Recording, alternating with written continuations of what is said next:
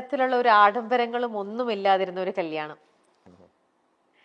എന്തായിരുന്നു അങ്ങനെ ഒരു ഇത് കോവിഡ് കാലായിരുന്നല്ലോ. അതെ, അതുകൊണ്ട് ആൾക്കാർ കൂടാൻ പാടില്ല എന്നൊക്കെ നിയമം ഉണ്ടായിരുന്നു. അതുകൊണ്ട് ആഡംബരം കുറച്ചതെന്നാണോ? അല്ല, അപ്പൊ അത് ആ സമയത്ത് അങ്ങനെ ചെയ്യാൻ പറ്റില്ല എന്നുള്ളതുണ്ട്. പിന്നെ അപ്പൊ ഇന്നത്തെ കാലത്തായിരുന്നെങ്കിൽ കഴിഞ്ഞിട്ട് വേറെ സമയത്ത് ഇതിന്റെ പാർട്ടി വെക്കണം എന്നൊക്കെ പറഞ്ഞെങ്കിലും മകൾക്ക് അങ്ങനെ വലിയ താല്പര്യമില്ല. സ്വർണ്ണ ഇടാനോ വലിയ പാർട്ടി നടത്താനോ അങ്ങനത്തെ ഒന്നും താല്പര്യമില്ല. അത് അപ്പാന്നാ വിളിക്കുക തന്നെ. എന്താന്ന് വെച്ചാൽ ചെയ്തോ, കുറച്ച് പാവങ്ങൾക്ക് കൊടുക്കുക, കുറച്ച് പാവങ്ങളുടെ കല്യാണം നടത്തി. അപ്പൊ പിന്നെ അങ്ങനെ ഒരു സമൂഹ വിവാഹം നടത്തിയാലോ എന്നൊക്കെ ആലോചിച്ചിരുന്നു. കുറെ പേർക്ക് 10 പവൻ വെച്ച് കൊടുത്തിട്ട് ഒരു 101 പേരെ വിളിച്ചിട്ട് ആളുടെ ഒപ്പം എല്ലാവരും കൂടെ ഒരു അങ്ങനെയൊക്കെ ആലോചിച്ചു. പിന്നെ ആ കോവിഡ് ടൈമൊക്കെ ആയതുകൊണ്ട് അതൊന്നും പറ്റിയില്ല, സാധിച്ചില്ല. അങ്ങനെ ഉള്ള ഒരു ഇതാണ്.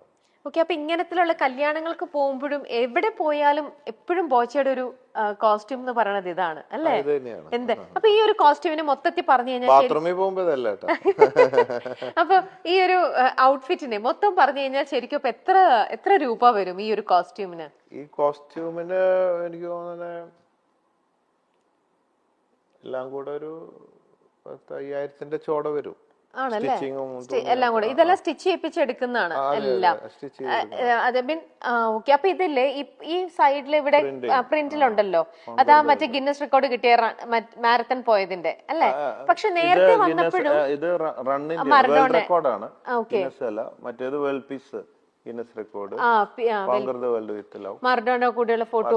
അപ്പൊ ഇത് പണ്ട് നേരത്തെ ഇതേപോലെ വൈറ്റ് മുണ്ടിൽ ഇങ്ങനെ ഒരു റൈറ്റിംഗ് ഉണ്ടായിരുന്നില്ലല്ലോ. ഇല്ലായിരുന്നു. ഇതിപ്പോ ഞങ്ങള് ഇവിടെ ഇപ്പൊ കുറച്ച് ഡിസൈൻ ചെയ്ത് ഞങ്ങൾക്ക് ഒരു ഗാർമെന്റ് ഫാക്ടറി ഉണ്ട് തിരുപ്പൂര്. അപ്പൊ അവിടെ പല സാധനങ്ങളുണ്ട്, എക്സ്പോർട്ട് ചെയ്യുന്നുണ്ട്, പലതും ഫിജി കാർഡിലേക്ക് ഉണ്ടാക്കുന്നുണ്ട്. അപ്പൊ അവിടേക്കൊക്കെ വേണ്ടിയിട്ട് ഇനിയിപ്പോ ഇത് കുറെ പേര് ഇത് ആവശ്യപ്പെടുന്നുണ്ട് ഇങ്ങനത്തെ മുണ്ട്. അപ്പൊ അതിനുവേണ്ടി അവിടെ ഉണ്ടാക്കാൻ വേണ്ടിയിട്ടുള്ള സാമ്പിൾസ് ചെയ്യിച്ചിട്ടുള്ളതാണ്. അപ്പൊ ഇതിപ്പോ ചെയ്തതാണോ ഈ ഒരു റൈറ്റിംഗോട് കൂടി? മറഡോണ കണ്ടോ ഇപ്പൊ ഇങ്ങനെ ഒരു സാധനം മുണ്ടിൽ ഇങ്ങനെ ചെയ്തതും ഈ ഒരു ഡിസൈൻ? അതേയുള്ള സമയത്തില്ല, ആ സമയത്ത് പ്ലെയിനാ. നിങ്ങൾ തമ്മിലുള്ള ഫ്രണ്ട്ഷിപ്പ് എന്ന് പറയുമ്പോൾ നിങ്ങൾ ഒരുമിച്ചുള്ള കുറെ ഫോട്ടോസും കുറെ കാര്യങ്ങളും ഇതെല്ലാം അന്ന് പബ്ലിഷ് ചെയ്യുന്നുണ്ടായിരുന്നല്ലോ. അപ്പൊ ഇങ്ങനത്തെ ഒരു യുണീക്ക് ഒരു ഐഡിയ ഞാൻ ചെയ്യുന്നതില് അങ്ങനെ ഒരു അങ്ങനെ എനിക്ക് ഫുൾ ഫ്രീഡം തന്നുണ്ട്. വളരെ ക്ലോസ് ആണ്. അപ്പൊ ഞാൻ പലതും ചെയ്യാറുണ്ട്. അങ്ങനെ അയച്ചു കൊടുക്കും സോഷ്യൽ മീഡിയയിൽ. അപ്പൊ ആളിങ്ങനെ സൈനൊക്കെ ഇട്ടിട്ട് അയക്കും. വളരെ നല്ല ക്ലോസ്. കാരണം ഒരുപാട് നിങ്ങൾ ഒരുമിച്ചുള്ള ഫോട്ടോസ് ഒക്കെ എല്ലാത്തിലും തന്നെ യൂസ് ചെയ്യുന്നുണ്ടല്ലോ, അതുകൊണ്ട് തന്നെ ഇത് ഓക്കെ. ഇനിയിപ്പം ഈ ഹെഡ് ബാൻഡ് വെച്ചിരിക്കുന്നതിന്റെ ഇതോ ബോച്ചെന്നും പറഞ്ഞിട്ട് ഇത് ഈ യാചകയാത്ര തുടങ്ങിയപ്പോ ഈ മുടി ഇങ്ങനെ പാറ് ഒരു മൊത്തക്കൊക്കെ വരുമല്ലോ, അപ്പൊ ബുദ്ധിമുട്ടാ. അപ്പൊ ഞാന് ഈ ബാൻഡും പിന്നെ ഇവിടെ ഇതും അതെന്താ അത് ഈ മുടി വെക്കുന്നത് കണ്ടിട്ടില്ലേ? ബിഗ് അല്ല, ഈ എന്താ ഹെയർ ബാൻഡ്. അല്ലല്ല, ബിഗ് ഒന്നും ഇല്ല, എല്ലാം ഒറിജിനലാണ്. മുടി ഇനിയും വളരണമെങ്കിൽ ഈ ബോച്ച ഹെയർ ഓയിൽ തേച്ചാൽ മതി. പുതിയ സാധനം ഇറങ്ങുന്നുണ്ട്, പുതിയതായിട്ട് മാർക്കറ്റിലേക്ക് വരാൻ എയർ സീക്രട്ട് എന്ന് പറഞ്ഞിട്ട് ഇറങ്ങുന്നുണ്ട്. അതെ, പിന്നെ ബോച്ച എനർജി ഡ്രിങ്ക്, ഇത് രണ്ടുമാണ് ഇനിയിപ്പോ പുതിയതായിട്ട് അടുത്ത മാസം ഉണ്ടാവും. ഇപ്പൊ ഈ ബോച്ച ഫ്രാഞ്ചൈസി കൊടുക്കുന്നുണ്ടല്ലോ, ബോച്ചെ പാർട്ട്ണർ എന്നുള്ള ബ്രാൻഡില് ഫ്രാഞ്ചൈസി കടകൾ കൊടുക്കുന്നുണ്ട്. ഒരു 9,000 ഫ്രാഞ്ചൈസി എൻക്വയറി വന്നിട്ടുണ്ട്. അത് ഇപ്പൊ 7 എണ്ണം ഞാൻ ഉദ്ഘാടനം ചെയ്തു ബോച്ചെ ടീയുടെ. ഇനി ബാക്കി എല്ലാ ജില്ലയിലും 10 എണ്ണം വെച്ചാണ് ആദ്യം കൊടുക്കുന്നത്. രണ്ടുപേർക്ക് ഇത്ര പെട്ടെന്ന് വേണ്ടായിരുന്നായിരുന്നോ? അപ്പൊ അവിടെ പ്രിവെൻഷൻ ആവാമായിരുന്നു. പക്ഷെ കോണ്ടോ സാധനങ്ങളൊന്നും ആ നേരത്തെ ഉപയോഗിക്കാൻ പറ്റിയില്ല. എല്ലാം പെട്ടെന്നായിരുന്നു. ആക്രാന്തം പിടിച്ച പോലെ എന്ന് പറഞ്ഞ പോലെ ഈ പ്രിവെൻഷനൊക്കെ നല്ലതാണ്. പക്ഷെ ആ നേരത്തെ അതൊന്നും നടന്നില്ല. അങ്ങനെ കുട്ടി ഉണ്ടായി. അതാണ് അങ്ങനെയൊക്കെ ഉണ്ടാവുന്നത്. ഇത് പറയാം, പക്ഷെ എപ്പോഴും പ്രിവെൻഷൻ ഉണ്ടാവണമെന്നില്ല. നല്ല ആഗ്രഹങ്ങളാണ്. നടക്കില്ല, ചിലപ്പോ നടക്കും. അങ്ങനെയൊക്കെയാണ്. അടുത്തത് സ്പോയിൽഡ് റിലേഷൻഷിപ്സ്. അങ്ങനെ ഉണ്ടായിട്ടുണ്ടോ? ഉണ്ടായിട്ടുണ്ട്, അങ്ങനെ ഉണ്ടായിട്ടുണ്ട്. ഒരുപാട് ഫ്രണ്ട്ഷിപ്പ് വേണമെന്ന് വെച്ചിട്ടല്ല, അങ്ങനെ ആയിട്ടുണ്ട്. പിന്നീട് തോന്നിയാവോ അങ്ങനെ ആയിപ്പോയല്ലോ എന്നൊക്കെ. മനുഷ്യരല്ലേ, തെറ്റുകൾ പറ്റാത്തവരില്ലല്ലോ. ഓക്കെ. അങ്ങനെയാണെങ്കിൽ ഈ ഇപ്പൊ റിലേഷൻഷിപ്പിനെ കുറിച്ച് ചോദിക്കഴിഞ്ഞാൽ ഇപ്പം കൂടുതൽ എല്ലാവരും ലിവിങ് ടുഗെദർ ഒക്കെ പ്രിഫർ ചെയ്യുന്ന ആൾക്കാരുണ്ട്. ബോച്ചയ്ക്ക് അങ്ങനെയുള്ള അതിനോടുള്ള ഒരു അഭിപ്രായം എന്തായിരിക്കും? നല്ലതാണ്, വളരെ നല്ലതാണ്. നമ്മുടെ ഈ കല്യാണം സമ്പ്രദായങ്ങളൊക്കെ അതൊക്കെ എന്നെ സംബന്ധിച്ച് അത് ശരിയായൊരു രീതിയായിട്ട് തോന്നുന്നില്ല. പിന്നെ സൊസൈറ്റിയാണ്, മതങ്ങളും കാര്യങ്ങളും അവരവരുടെ കൾച്ചറുണ്ട്, അവരവരുടെ കംഫർട്ട്, സൊസൈറ്റി അവരുടെ ജീവിതത്തിന് തെറ്റൊന്നുമില്ല അവരവരുടെ ഇഷ്ടത്തിനനുസരിച്ച്. പക്ഷെ അതൊക്കെ മേലെ നമ്മൾ അതൊക്കെ വിട്ടിട്ട് ചിന്തിക്കുകയാണെങ്കിൽ ഈ കല്യാണം കഴിച്ച് ജീവിക്കുമ്പോൾ നമുക്കൊരു ലൈസൻസ് കിട്ടിയ പോലെയാണ്. ഇത് നമ്മുടെ ആയി, നമുക്ക് ലൈസൻസ് ആയി. അടിമ എന്നർത്ഥമില്ല, എങ്കിലും എന്തൊക്കെ പറഞ്ഞാലും ആണും പെണ്ണും സമത്വം എന്നൊക്കെ പറഞ്ഞാലും അക്കാര്യത്തില് ആണുങ്ങളോട് ഒരു വ്യത്യസ്ത അഭിപ്രായമാണ് എനിക്കുള്ളത്. പെണ്ണുങ്ങളെ അവരുടെ താഴെ തന്നെയാണ് നിർത്തി, എല്ലാവരും അല്ലെങ്കിലും 99% അതൊക്കെ തന്നെയാണ്. അതായത് ഇപ്പൊ നമ്മള് ഒരു കാപ്പി ഉണ്ടാക്കി കൊണ്ടടി എന്ന് പറയും, ഭാര്യ ഒരു കാപ്പി ഉണ്ടാക്കി കൊണ്ടുവരാ എന്ന് പറയല് കുറവായിരിക്കും. അങ്ങനെ പറഞ്ഞാലത്തെ അവസ്ഥ സ്നേഹത്തിൽ പറഞ്ഞിട്ട് കൊടുക്കും എന്നും പറയാൻ പറ്റുമോ? അപ്പൊ എന്ന് പറഞ്ഞ പോലെ ഓരോ ഭാഗത്തും അത് ഞാൻ തർക്കിക്കുമ്പോ ഞാൻ ജയിക്കാൻ വേണ്ടിയിട്ട് ഭാര്യയോട് പറയും, അത് ആണിന്റെ താഴെ തന്നെയാണ് പെണ്ണ്, കെടുക്കുമ്പോഴും നീ അടിയിൽ തന്നെയല്ലേ എന്ന് ചോദിക്കും.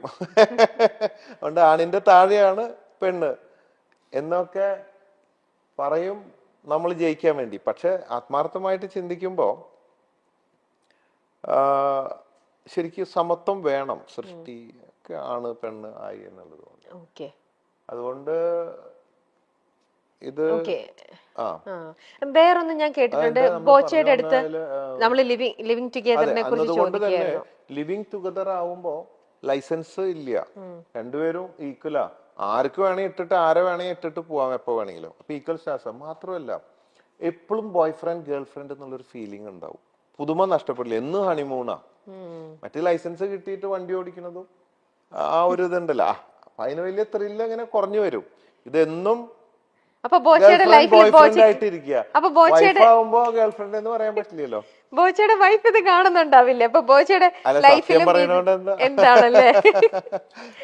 പക്ഷെ എന്നാലും അവളെ ഗേൾഫ്രണ്ട് ആക്കാറുണ്ട് ഇടയ്ക്ക് മാത്രം. മറ്റേത് എന്നും ഗേൾഫ്രണ്ടും ബോയ് ഫ്രണ്ടാ, ലൈസൻസ് ഇല്ലല്ലോ. കട്ട് തിന്നുമ്പോ ഒരു സുഖമുണ്ട്, ഒരു മറവ് ഉണ്ടാവുമ്പോ, അത് എത്രയായാലും അതിന്റെ ഒരു സുഖം വേറെ തന്നെ. അപ്പൊ അങ്ങനെ കട്ട് തിന്നിട്ടുണ്ടെന്നാണോ പറയുന്നത്? പിന്നെ എന്താ, ഞാൻ സത്യം പറയുന്ന ആളല്ലേ. അപ്പൊ അതുകൊണ്ടാണ് അതിന്റെ ആ ഒരു സുഖം മനസ്സിലായത്. പൊതുവേ അപ്പൊ അങ്ങനെയാണെങ്കിൽ ഞാൻ വേറൊന്ന് ഇങ്ങനെ പറഞ്ഞുകൊണ്ട് ചോദിക്കാണ്, ഇത്ര ഫ്രീ ആയിട്ട് ആൻസർ ചെയ്യുന്നോണ്ട് തന്നെ, ഒരു വിവാഹിതനാണ്, അപ്പം ഇങ്ങനെ ഇരിക്കുമ്പോ തന്നെ ഇപ്പൊ കട്ട് തിന്നു എന്ന് പറയണ്ട് ബോച്ചി. അപ്പൊ അത് ഒരു നല്ല ഒരു ഇതായിട്ട് നമുക്ക് പറയാൻ പറ്റുമോ? ഞാൻ പറഞ്ഞു, ഞാൻ നല്ലത് മാത്രമല്ല, ഞാൻ തെറ്റും ചെയ്യുന്നുണ്ട്, തെറ്റ് ചെയ്യാറുണ്ട്. ഞാൻ തുറന്ന് എന്റെ ഒരു ക്വാളിറ്റി, തെറ്റ് ചെയ്താൽ തുറന്ന് ഇത്രയല്ലേ വ്യത്യാസമുള്ളൂ, ഞാൻ എല്ലാം തുറന്നു പറയുന്നു, ബാക്കിയുള്ളവരൊക്കെ കാണാൻ പറയത്ത്, അത്രയല്ലേ വ്യത്യാസമുള്ളൂ. എല്ലാവരും മനുഷ്യനും ചോരയും നീരൊക്കെ ഉള്ളവരാ, അല്ലെങ്കിൽ മന്ദബുദ്ധി ആയിരിക്കണം. അപ്പോ അതുകൊണ്ട് എല്ലാവരും ഒന്നൊക്കെ തന്നെ, ആഗ്രഹങ്ങളില്ലാത്ത ആരൊക്കെ ഉണ്ട്. ചിലർ ഓപ്പൺ ആണ്, ചിലർ ക്ലോസ്ഡ് ആണ്, ഇത്രയുള്ള വ്യത്യാസമുള്ളൂ. എനിക്ക് പറയാനുള്ള ചങ്കുറ്റുണ്ട്, ധൈര്യമുണ്ട്, ആരും പേടിക്കുന്നില്ല. അതിന് വരും വരായികളൊക്കെ സഹിക്കാനുള്ള ചങ്കുറ്റും ധൈര്യമുണ്ട്, എന്ത് വന്നാലും സ്വീകരിക്കും, അത്രയേ ഉള്ളൂ. പൊതുവെ എന്തെങ്കിലും ആരെങ്കിലും ഒന്ന് സഹായം അഭ്യർത്ഥിക്കാനായിട്ട് സഹായം ചോദിച്ചാൽ പോലും ബോച്ചെ പൊതുവെ അങ്ങനെ നോ പറയുന്ന ഒരാളല്ലെന്നാണ് ഞാൻ കേട്ടിരിക്കുന്നത്. ആണോ? ശരിയാണോ? കഴിയാവുന്നത് കൊടുക്കാൻ ശ്രമിക്കാറുണ്ട്, പിന്നെ എല്ലാം കൊടുക്കാൻ പറ്റില്ല. ഒരു 7000 ചില്ലാൻ ആപ്ലിക്കേഷൻസ് വന്ന് കിടക്കുന്നുണ്ട്, അപേക്ഷകള്. കണക്കൂട്ടിയപ്പോ 5000 കോടി വേണം, സാധ്യമല്ല. അതില് ഓടിട്ട വീടാണ്, ടെറസാക്കി തരണം, അല്ലെങ്കിൽ എന്താ പറയാ, തമാശക്ക് പറയുകയാണെങ്കിൽ ഒരു കല്യാണം കഴിച്ചിട്ടുണ്ട്, ഒരു കല്യാണം കൂടെ കഴിച്ചാൽ കൊള്ളാം എന്നൊക്കെ പറയുന്ന പോലത്തെ അവസ്ഥയിലുള്ള ഒരുപാട് കാര്യങ്ങൾ.